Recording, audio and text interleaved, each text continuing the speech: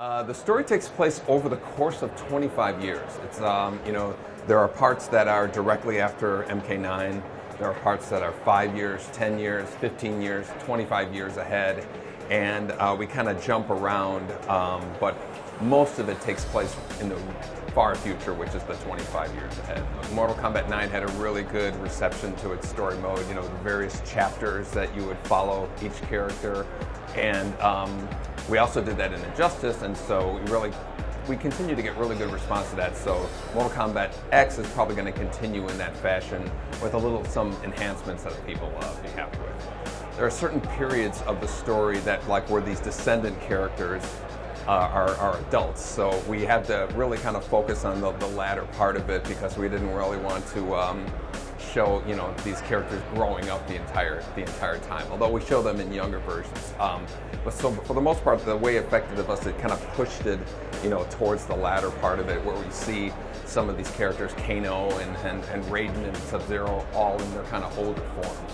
The characters like Cassie Cage is kind of a descendant of Johnny Cage and Sonya, and so we thought that showing them as fightable characters was probably the most interesting, so people can actually play as them, and so that means they're adults, which kind of pushes us into the latter part of the story.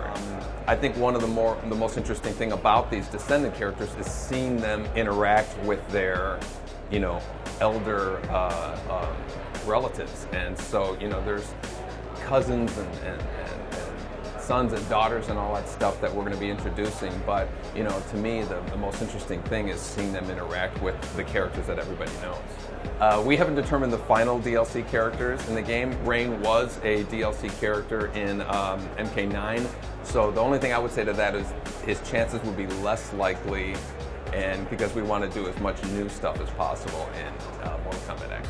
There currently isn't a Mortal Kombat versus project in the works. There's a nostalgia side of me that would love to see a Mortal Kombat versus Street Fighter if we were allowed to make an M-rated game. I think that people might.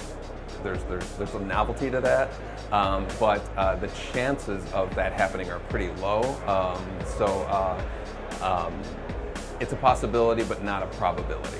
In my opinion, the fact that we've been very aggressive with not being afraid to change things up. If you play Mortal Kombat 1, it plays nothing like, Mortal Kombat Deception, which plays nothing like Mortal Kombat 9, and Mortal Kombat X with its variations has, something that hasn't been done before in any other Mortal Kombat game. So we're not afraid to just add new things, really mix things up so the experience is different with every game.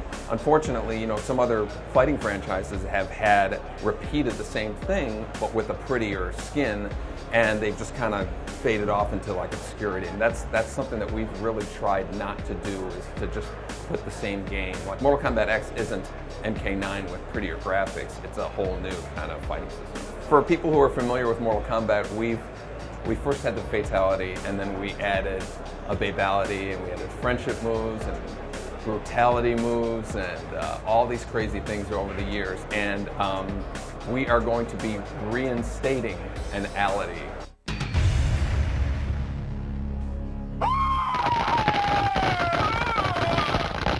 From a previous game into Mortal Kombat X, and I can't wait to be able to talk about it, but at the moment I can't. Currently we've only announced that it's coming out in 2015. I'm sure within the next few weeks we're going to give an actual release date, month and day, but it's coming out for the PlayStation 4, PlayStation 3, Xbox One, Xbox 360, and PC.